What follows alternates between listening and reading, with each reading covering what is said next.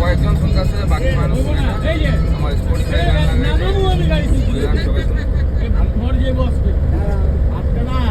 শুক্রবারে আমি শুক্রবারে যাবো না। কপাল ভালো শুক্রবার আমাকে